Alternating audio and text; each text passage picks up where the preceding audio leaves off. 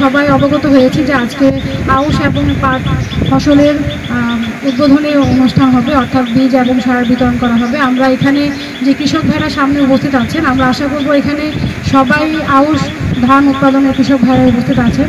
আমরা জানি যে আমাদের সরকার বিভিন্ন সময় প্রণোদনা দিয়ে থাকে, অর্থাৎ যে ফসলগুলো কৃষক ভাইরা করতে চায় না, সাধারণত ওই ফসলগুলো উৎপাদন বাড়ানোর জন্য, আবাদ এরিয়া বাড়ানোর জন্যই প্রণোদনা দিয়ে থাকে। তো আমাদের তারই ধারাবাহিকতায় এবছর 70 জন কৃষক ভাইদের মাঝে পাট বীজ বিতরণ এবং 1700 জন কৃষক ভাইদের মাঝে বিনামূল্যে আউশ ধান এবং সার বিতরণের আজকে শুভ উদ্বোধন হবে।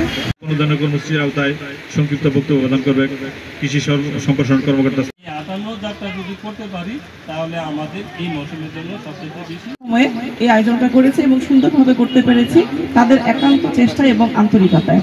এবং আমি যতটুকু আপনাদের কাছ থেকে শুনেছি যে আমাদের কৃষি দপ্তরের যারা মাঠ পর্যায়ে আপনাদের সাথে কাজ করেন, তারা একেবারে আপনাদের ঘরে ঘরে গিয়ে আপনাদের কি প্রয়োজন, কখন কিভাবে কি করতে হবে সেই ধরনের পরামর্শ প্রদান করেন।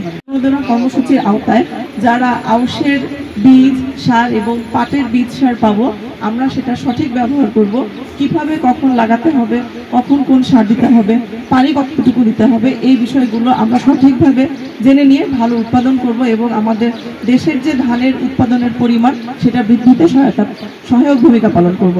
আমরা অনেক ক্ষেত্রেই দেখেছি যে ধান চাষের ক্ষেত্রে আমাদের মধ্যে একটা ভুল ধারণা আছে, আমরা প্রচুর পানির মধ্যে, অর্থাৎ বলা যায় যে হাঁটু পানি বা তার চেয়েও বেশি পানির মধ্যে আমরা ধানটাকে রেখে দিই, কিন্তু আমার মনে হয় যে এই ধারণাটা এখন সঠিক না।